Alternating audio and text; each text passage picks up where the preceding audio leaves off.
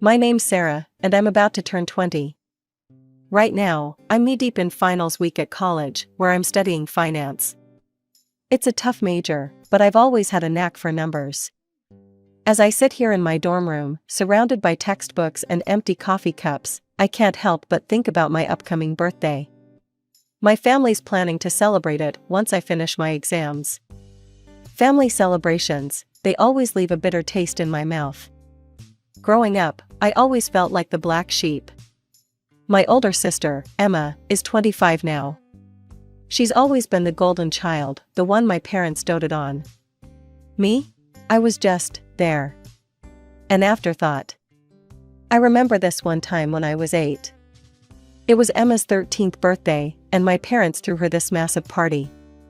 There was a bouncy castle, a magician, and a cake bigger than me. I was so excited, thinking my birthday would be just as grand. When my birthday rolled around a few months later, all I got was a small cake from the grocery store and a pair of socks. I tried not to cry, but I couldn't help it. My mom just patted my head and said, "Don't be dramatic, Sarah. It's just a birthday." That's when I first realized I was different. Less important, somehow.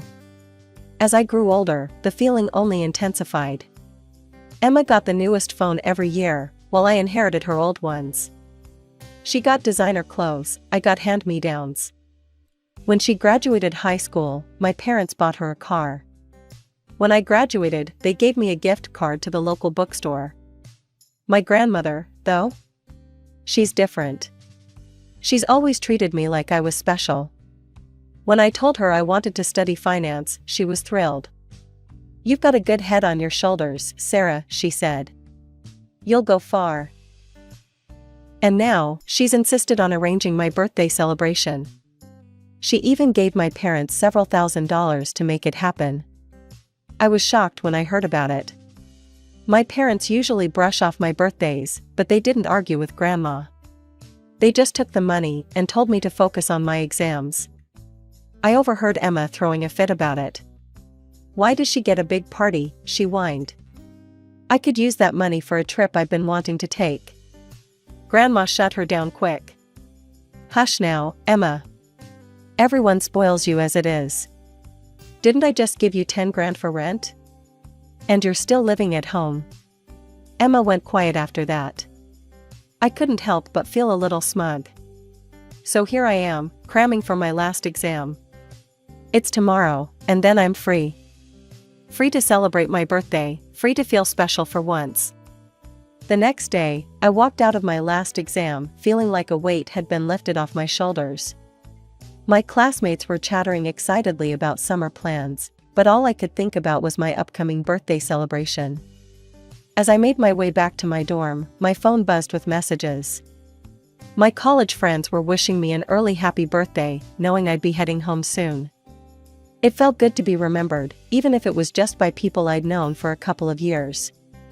"Happy almost birthday, Sarah," my roommate, Jess, called out as I entered our shared space. "You ready for the big family shindig?" I nodded, trying to muster up some enthusiasm. "Yeah, should be interesting." Jess raised an eyebrow. "You don't sound too excited. Everything okay?" I sighed, flopping onto my bed. "It's just, my family. They're not exactly the warm and fuzzy type, you know? Especially when it comes to me. But your grandma organized this whole thing, right? That's gotta count for something," Jess pointed out. "True," I admitted. "Grandma's always been different.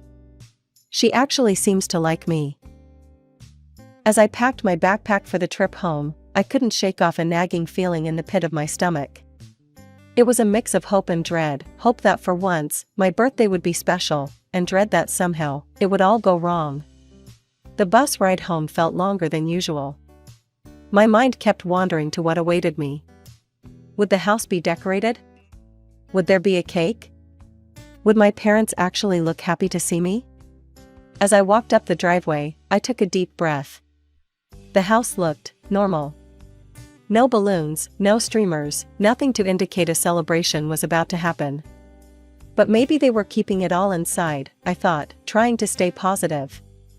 I opened the front door, calling out, "Mom? Dad? I'm home." The house was quiet. Too quiet for a place that was supposed to be prepping for a party. I frowned, dropping my backpack by the door and making my way to the living room. My parents were there, sitting on the couch, looking oddly uncomfortable. There was no sign of any party preparations. Hi," I said, confusion creeping into my voice. "Where's all the, birthday stuff?" My mom and dad exchanged a glance that made my heart sink. "About that, Sarah," my dad started, his voice oddly detached. "We decided not to organize your birthday party." I blinked, sure I had misheard. "What? But Grandma gave you money for it." We gave the money to Emma for her trip," my mom cut in. "She and her boyfriend flew to Hawaii a couple of days ago." The words hit me like a punch to the gut. I felt my eyes start to sting with tears. You what?" "But it was for my birthday." "Grandma gave it to you for my birthday." My dad shrugged, not meeting my eyes. "Emma needed a vacation. You understand, don't you?" I couldn't believe what I was hearing. "Understand?" "No, I don't understand. It was supposed to be my birthday party. I invited people. What am I supposed to tell them?" "We've already taken care of that," my mom said, her tone dismissive. "We called everyone and told them you were having problems with college and that the party was cancelled." I stood there, shock giving way to anger. "You lied to them? About me? How could you do this?" My dad's face hardened. "That's enough, Sarah. You need to learn to obey us and stop being so selfish." "Selfish?" I almost screamed the word. "How am I being selfish? It was my birthday, my party." Just then, the front door opened. I turned, hoping it was Emma, back early and feeling guilty. Instead, I saw my grandmother step inside, her eyes narrowing as she took in the scene. "What's going on here?" she asked, her voice sharp. "Where's the party?"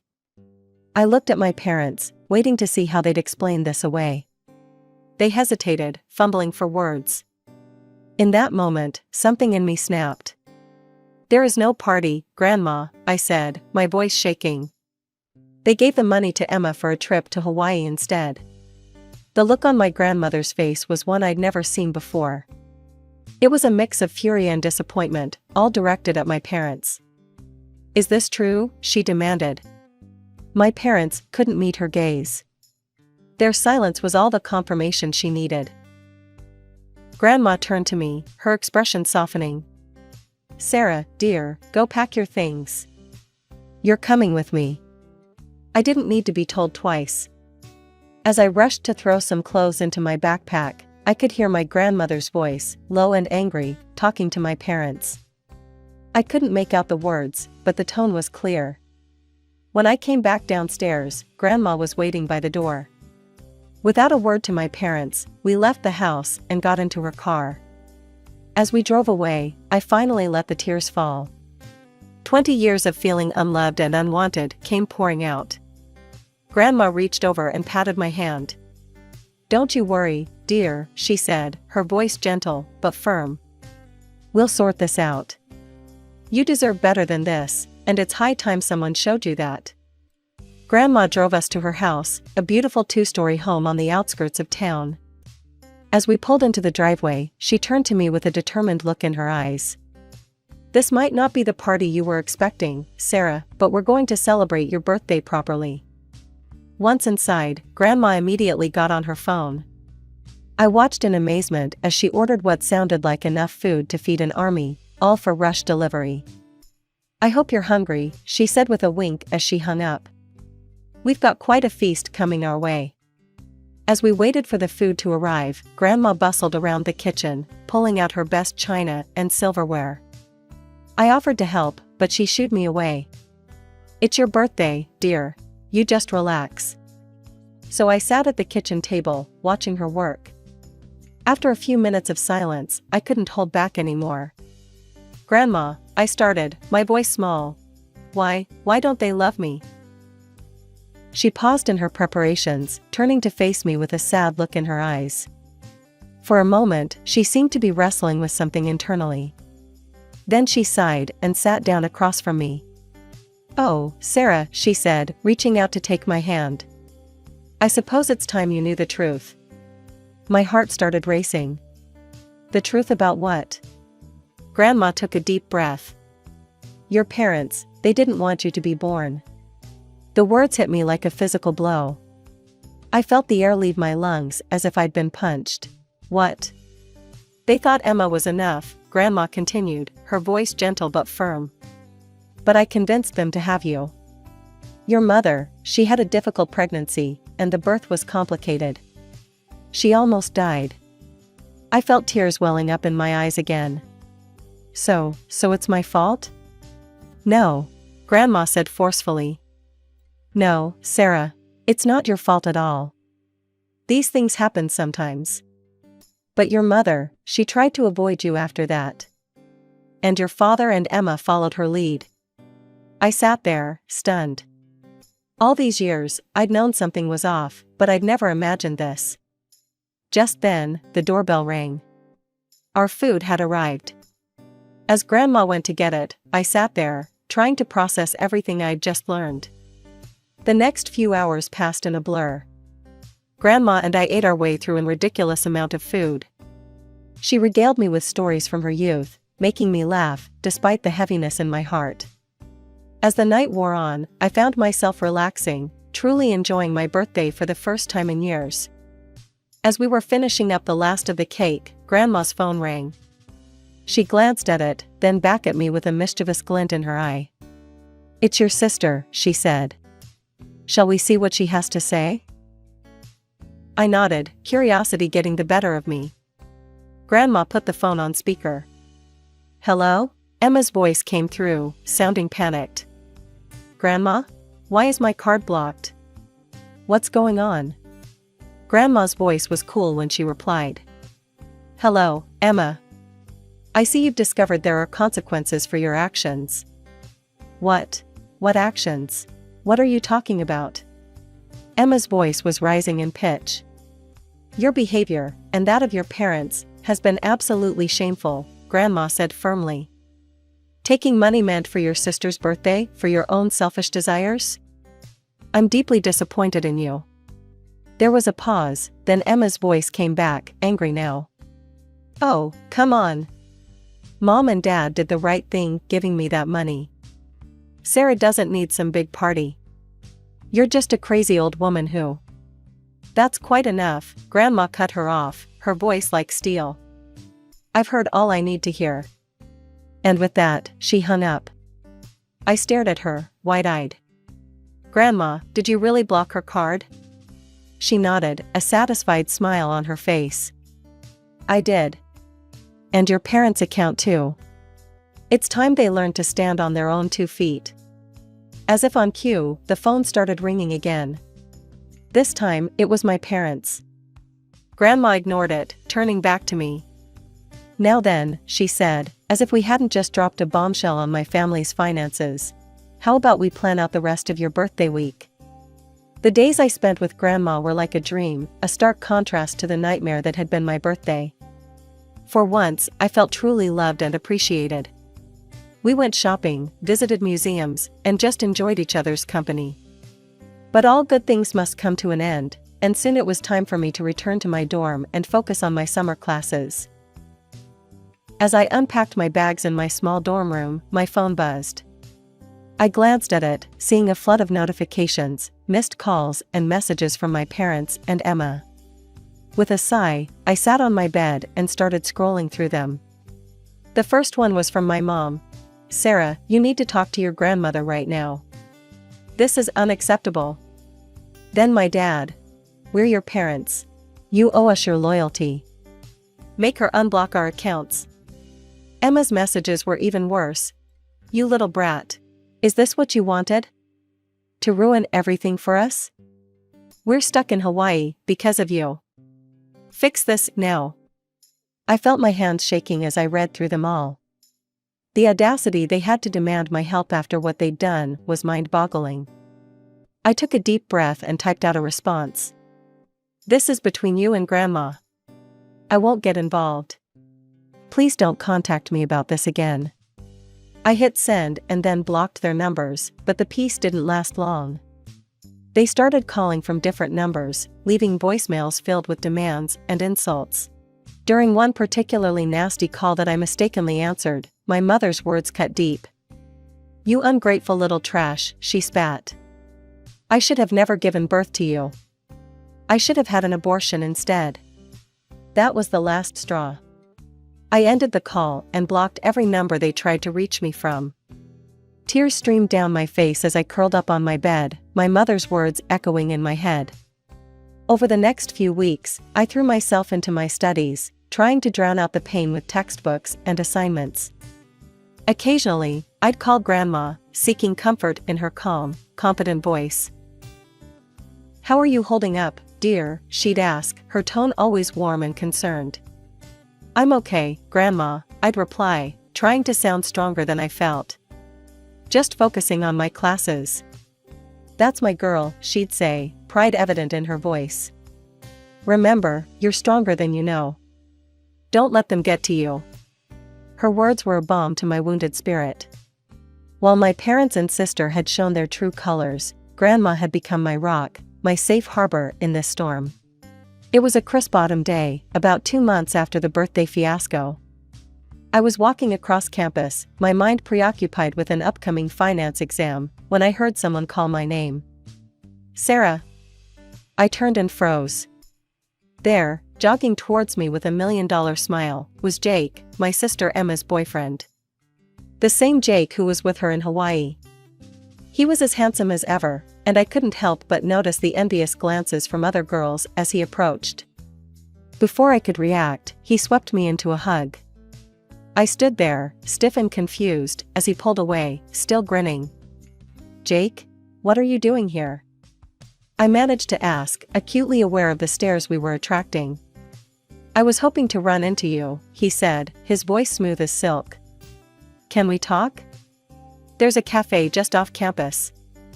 Every instinct told me to say no, but curiosity got the better of me. "Okay, but I can't stay long." As we settled into a quiet corner of the cafe, Jake leaned forward, his expression suddenly serious. "Sarah, I need to tell you something important." I braced myself, expecting news about my family. What he said next, however, caught me completely off guard. "I want to date you," he blurted out, reaching across the table to take my hand. "I'm going to leave Emma. For you." I stared at him, mouth agape. "What? Jake, what are you talking about? You're with my sister." He shook his head, his eyes never leaving mine. "I've been in love with you for a long time, Sarah. I was only dating Emma to be close to you. I know it sounds crazy, but it's true." As he spoke, my mind raced. This didn't make any sense. Jake had never shown any interest in me before. In fact, he'd always seemed to barely notice my existence when he was around Emma. Something fishy was definitely going on here.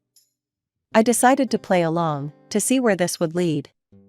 Forcing a shy smile, I said, "Wow, Jake. That's really sweet. I had no idea you felt that way." His face lit up, clearly encouraged by my response. "Really? So, what do you think? Would you give us a chance?" I pretended to consider it, then said, "This is a lot to take in. Can I have some time to think about it? Maybe we could meet again in a week." "Of course," Jake agreed eagerly. "Take all the time you need. I'll wait for you, Sarah." After he left, I remained at the cafe, sipping my coffee and turning the bizarre encounter over in my mind. I couldn't shake the feeling that this sudden declaration of love was connected to my grandmother's decision to cut off my family financially. But how? And what did Jake hope to gain? I had barely stepped out of the cafe, my head still spinning from Jake's bizarre declaration, when my phone rang. My sister's name flashed on the screen. With a deep sigh, I answered. "You backstabbing little trash." Emma's voice screeched through the speaker. How could you do this to me? I pulled the phone away from my ear, wincing at her volume. Emma, what the hell are you talking about? Don't play dumb with me, you home-wrecking slut. My patience snapped. Shut up right now and explain what's going on, or I'm hanging up. There was a moment of stunned silence before Emma spoke again, her voice trembling with rage. Jake just dumped me. He said he's going to date you instead. How could you? I felt like I'd been punched in the gut. What? Emma, I swear I had no idea. Oh, don't act all innocent, she spat. I bet you're thrilled about this, aren't you? Well, guess what? He's only after you for Grandma's money. My mind reeled. Grandma's money? What are you talking about? Emma let out a bitter laugh. Oh, you don't know? Well, let me fill you in, little sister. Grandma's cutting Mom, Dad, and me out of her will. She's leaving everything to you.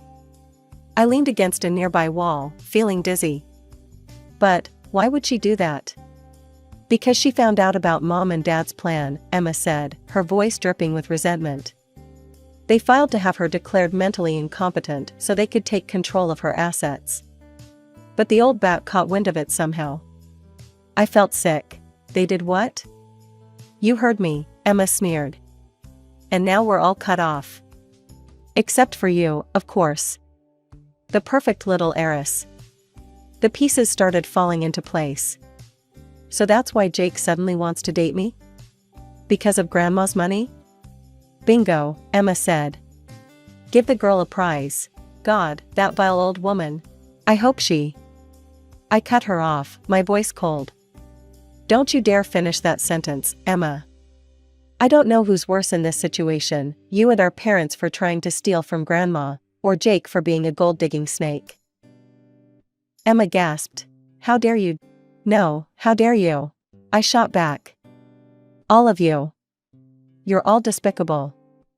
I don't want to talk to you anymore, Emma. Don't call me again. I hung up, my hand shaking.